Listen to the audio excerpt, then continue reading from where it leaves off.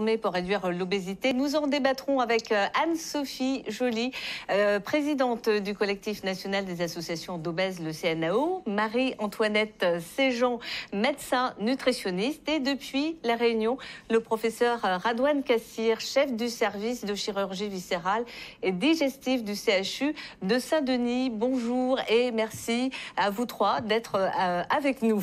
Alors, Radouane Kassir, à partir de quand devient-on obèse ? Alors bonjour, donc on parle d'obésité dès que l'IMC, l'indice de masse corporelle, dépasse les 30.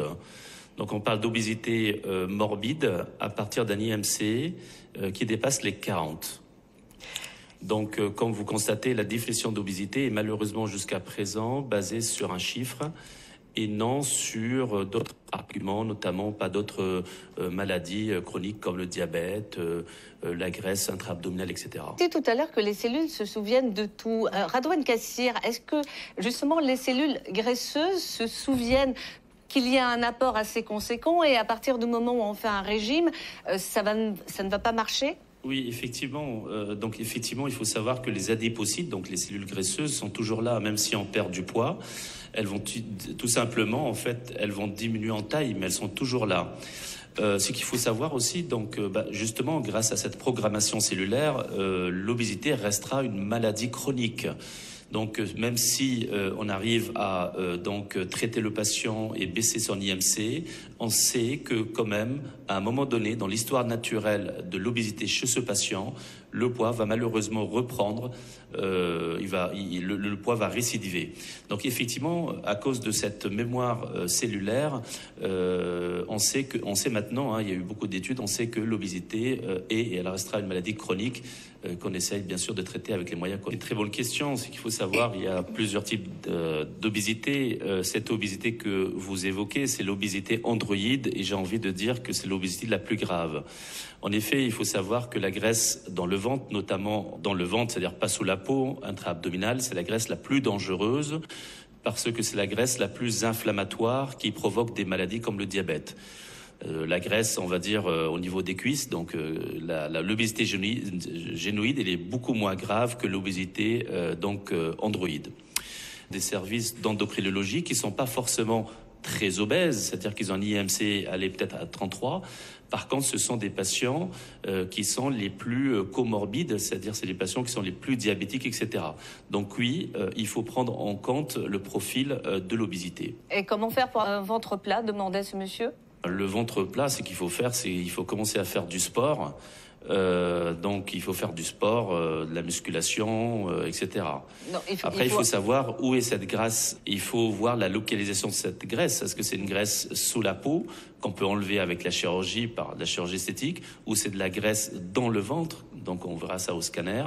Et puis après, il faut savoir que souvent les patients d'obésité, ils ont quand même une fente musculaire au niveau abdominal, qu'on peut appeler aussi des fois des éventrations par diastasis, qui peut être responsable, entre guillemets, de ce grand ventre. Est-ce que il vous arrive d'avoir des enfants qui viennent vous voir, ou des jeunes, pas forcément des enfants, qui viennent vous voir pour pouvoir bénéficier d'une chirurgie pour enlever la graisse ? Donc oui, effectivement, on voit régulièrement des patients obèses jeunes, même adolescents, 16-17 ans, qui viennent nous voir pour une chirurgie. Ce qu'il faut savoir actuellement, ce qui est recommandé pour la chirurgie de l'obésité, je parle bien sûr, on parle de la chirurgie de l'obésité, c'est un âge entre 18 et 60 ans. Cependant, on peut prendre en charge chirurgicalement cette population jeune, mais il faut que ça soit dans des centres experts. Il faut qu'il y ait un suivi bien particulier. Ce qu'il faut se mettre dans la tête, c'est que les enfants ne sont pas des adultes miniatures.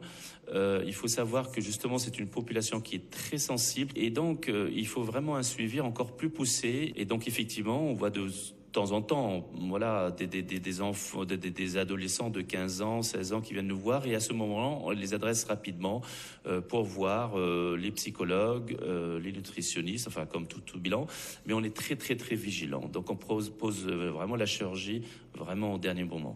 Je suis un peu inquiet dans le sens où, enfin si j'ai bien compris là, on compare encore une fois sur l'obésité, on parle de l'obésité, on parle de beauté, etc. Il faut vraiment comprendre, encore une fois, que l'obésité est une maladie. C'est une maladie métabolique, maladie hormonale. Ce n'est pas une maladie fonctionnelle. Je suis d'accord qu'il y a beaucoup de préjugés sur la forme, etc. Mais il faut arrêter de parler de la beauté, ou beau ou pas beau. Tout ça, c'est relatif, c'est culturel, etc. Donc non, je suis un peu contre... de vraiment essayer de dire les patients obèses ils sont beaux, les obèses ils sont pas beaux. Ça m'intéresse pas, parce que si on rentre dans ce, on va dire ce, entre guillemets, dans ce jeu-là, on n'a rien compris, quoi. L'obésité est une maladie, point à la ligne. Multifactorielle, la chirurgie tout seul, ça marche pas. Il faut faire vraiment, on a un panel thérapeutique.